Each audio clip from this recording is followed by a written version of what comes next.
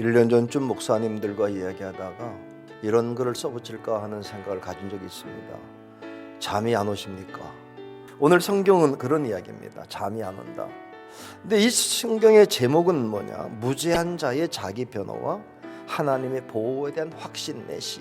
죄가 없는데 누가 무고한 것을 자꾸 얘기하는 바람에 죄가 있는 것처럼 느껴지게 될 때 말할 수도 없고 해결할 방법도 없고 하나님 앞에 나가서 기도하는 거.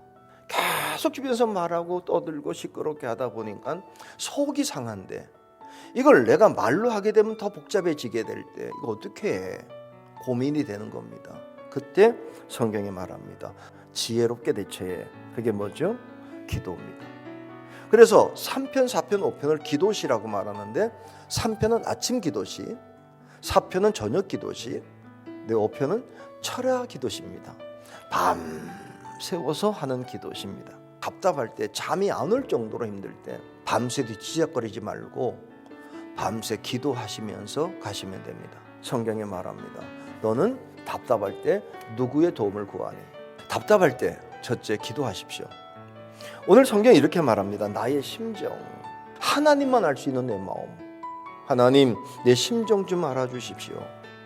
그럼 뭐 때문에 그렇게 심정이 힘들까?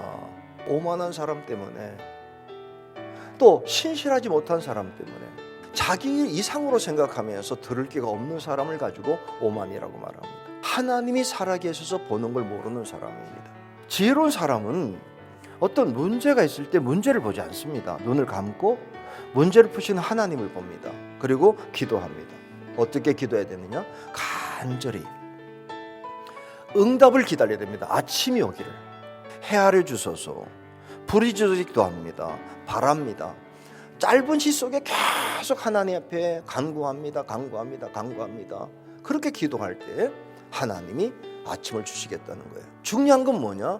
마음에 하나님을 품고 답답한 마음속에 하나님 모시고 기도를 해결하면 하나님이 그 일을 통해서 나중에는 사람이 다 사라집니다. 더 중요한 게 뭐냐?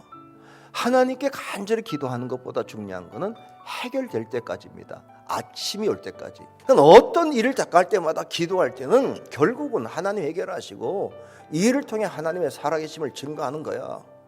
이걸 믿고 기도해야 되는 거예요. 그러면 아침이 온다는 겁니다.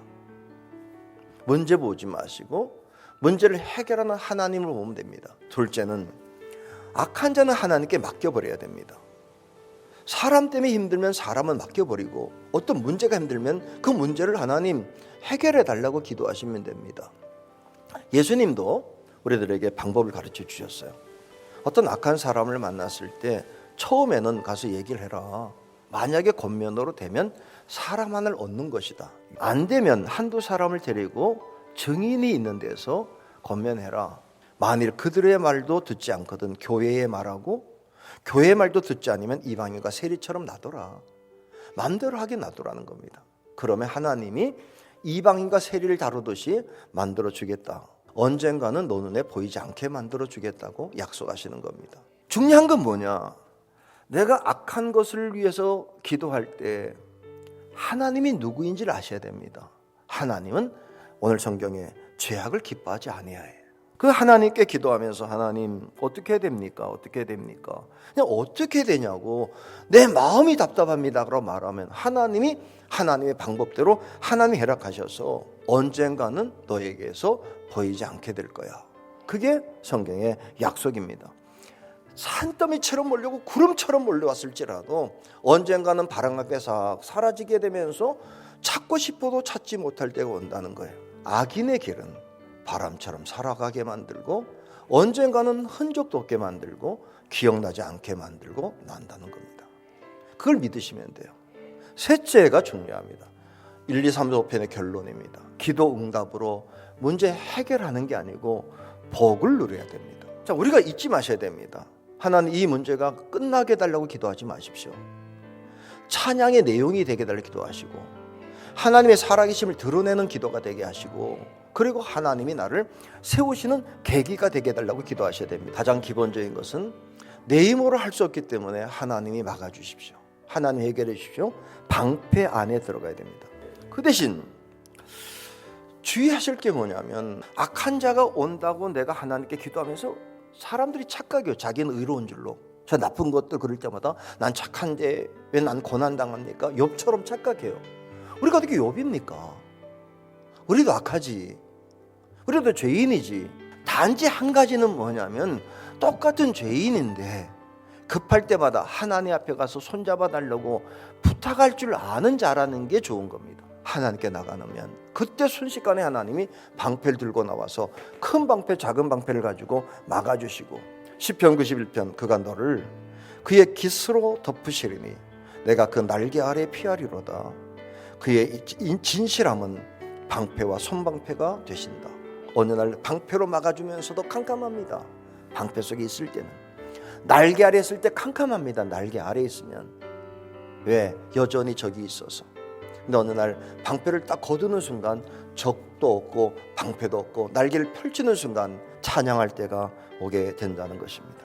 벌써 12월 말이 옵니다.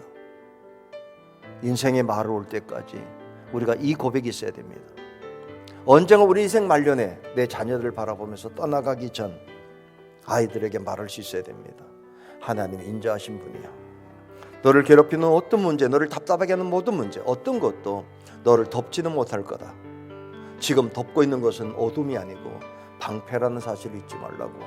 그리고 하나님 바라보고 소리를 지르면 주께서 지키시다가 방패를 확 펼치는 순간, 날개를 펼치는 순간 너는 찬양하는 사람으로 바뀔 거라고. 그래서 우리 집안은 찬양하는 집안이 되자고 선포하는 여러분의 입술을 열 수 있기를 주의 이름으로 축복합니다.